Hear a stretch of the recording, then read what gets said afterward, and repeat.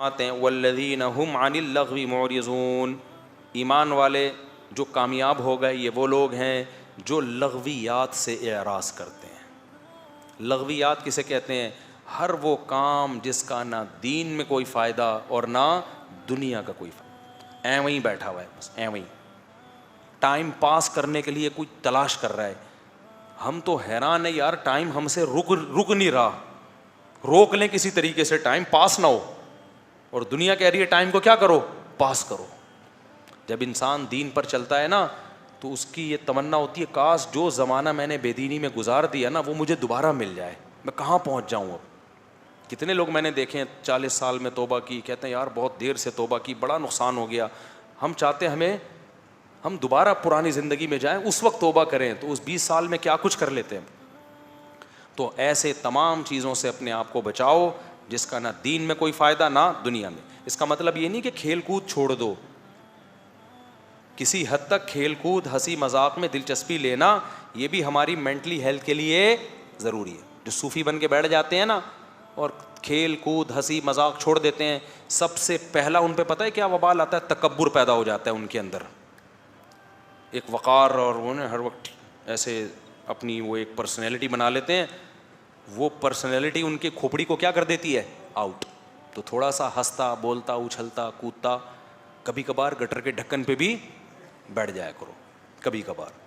Normal life والا آدمی کیا ہوتا ہے؟ مینٹلی ہیلدی ہوتا ہے، اور جو پھوں پھاں لگا کے رکھتا ہے نا ہر وقت، وہ اوپر سے کیا ہو جاتا ہے؟ وہ جیسے ہارر مووی ہوتی ہے نا وہ ایسا بن جاتا ہے۔ کوئی ہارر مووی دیکھ لو یا اس کو دیکھ لو، ایک ہی بات ہے۔ ہر وقت بعض لوگ ایسے ہر وقت ایسے نا غصے میں بیٹھے رہتے ہیں۔ تو کچھ ہماری سوسائٹی میں ہوتے ہیں کچھ اس طرح کے لوگ جو ہر وقت منہ پہ ان کے کیا بجے ہوئے ہیں؟ 12، ناک پہ مکھی بیٹھی رہتی ہے ہر وقت۔ تو اللہ کو ایسا آدمی پسند نہیں ہے۔ تو ہاں، تو میں نے بتایا وہ کھیل جو آپ کی مینٹلی ہیلتھ یا جسمانی ہیلتھ کے لیے ضروری ہے وہ لغویات میں داخل ہے ہی نہیں۔ تبھی حدیث میں آتا ہے ہر کھیل باطل ہے سوائے 3 کھیلوں کے، ہر کھیل باطل ہے سوائے 3 کھیلوں کے۔ خوب سمجھ لو یہ مسئلہ، جب بھی حدیث میں آتا ہے نا 3 چیزوں کے 4 چیزوں کے، تو اس سے عدد مراد نہیں ہوتا، یہ صرف آپ کو یاد کرانے کے لیے کہ جو بھی ان 3 جیسے ہوں گے وہ بھی اسی میں داخل ہیں۔ تو ان 3 کھیلوں میں نبی نے گھڑ سواری، تیر اندازی اور اپنی زوجہ کے ساتھ ملاعبہ، گپ شپ لگانا، باتیں کرنا۔ بیوی کے ساتھ بیٹھ کے ٹائم ویسٹ بھی کرو گے نا گپ شپ میں تو اللہ کی نظر میں وہ ویسٹنگ میں شمار نہیں ہوگا، کیونکہ تعلق بڑھتا ہے۔ بیگم سے کیا آدمی بیٹھ کے کیسے ایسی باتیں کرے، پھٹا ہو جائے گا۔ وہ پی ٹی آئی کی نکلی، آپ جے یو آئی کے نکلے، کیا خیال ہے؟ تو ادھر ادھر کی پھینکے گا، لمبی لمبی بیٹھ کے باتیں کرے گا۔ تو اب خوب حدیث مزاج نبوت سمجھو۔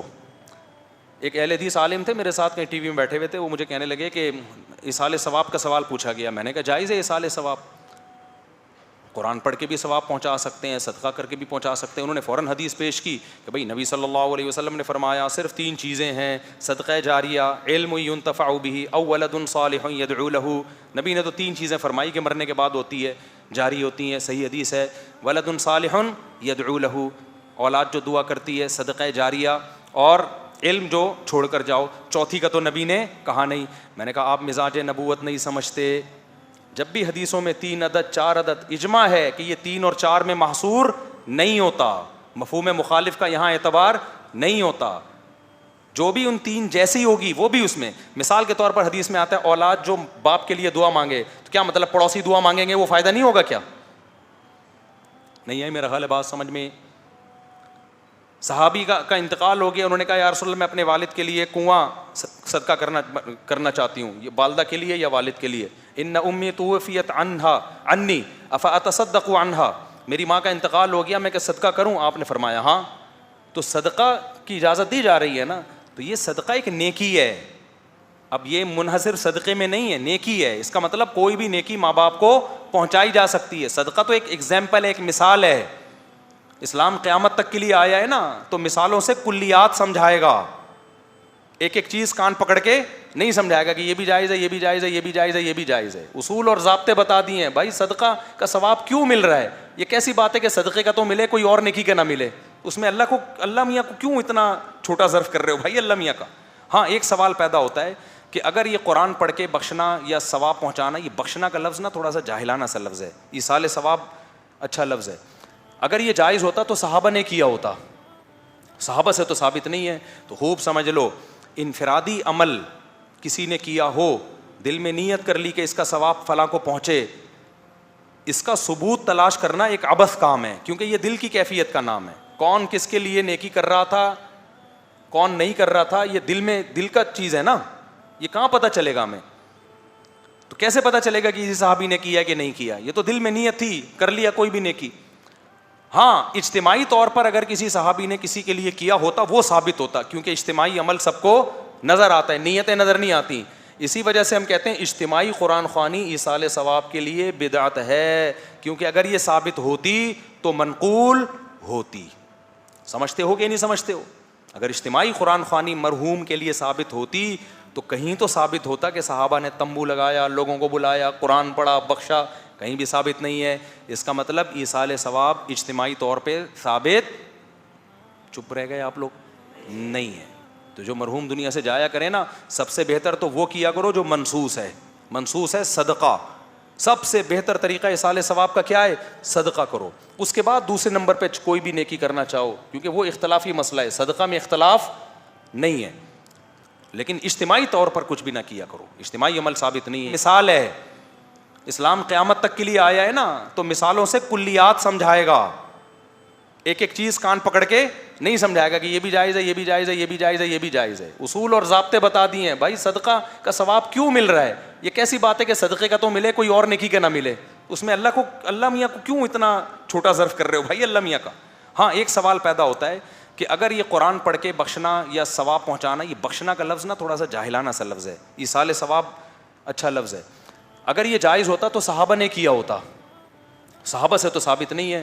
تو خوب سمجھ لو, انفرادی عمل کسی نے کیا ہو, دل میں نیت کر لی کہ اس کا ثواب فلاں کو پہنچے, اس کا ثبوت تلاش کرنا ایک عبث کام ہے, کیونکہ یہ دل کی کیفیت کا نام ہے. کون کس کے لیے نیکی کر رہا تھا, کون نہیں کر رہا تھا, یہ دل میں دل کا چیز ہے نا, یہ کہاں پتہ چلے گا ہمیں؟ تو کیسے پتہ چلے گا کہ کسی صحابی نے کیا کہ نہیں کیا؟ یہ تو دل میں نیت تھی, کر لیا کوئی بھی نیکی. ہاں اجتماعی طور پر اگر کسی صحابی نے کسی کے لیے کیا ہوتا وہ ثابت ہوتا, کیونکہ اجتماعی عمل سب کو نظر آتا ہے, نیتیں نظر نہیں آتی. اسی وجہ سے ہم کہتے ہیں اجتماعی قرآن خوانی ایصال ثواب کے لیے بدعت ہے, کیونکہ اگر یہ ثابت ہوتی تو منقول ہوتی. سمجھتے ہو کہ نہیں سمجھتے ہو؟ اگر اجتماعی قرآن خوانی مرحوم کے لیے ثابت ہوتی تو کہیں تو ثابت ہوتا کہ صحابہ نے تمبو لگایا, لوگوں کو بلایا, قرآن پڑھا, بخشا. کہیں بھی ثابت نہیں ہے. اس کا مطلب ایصال ثواب اجتماعی طور پہ ثابت, چپ رہ گئے آپ لوگ, نہیں ہے. تو جو مرحوم دنیا سے جایا کرے نا, سب سے بہتر تو وہ کیا کرو جو منسوس ہے. منسوس ہے صدقہ, سب سے بہتر طریقہ ایصال ثواب کا کیا ہے؟ صدقہ کرو. اس کے بعد دوسرے نمبر پہ کوئی بھی نیکی کرنا چاہو, کیونکہ وہ اختلافی مسئلہ ہے, صدقہ میں اختلاف نہیں ہے. لیکن اجتماعی طور پر کچھ بھی نہ کیا کرو, اجتماعی عمل ثابت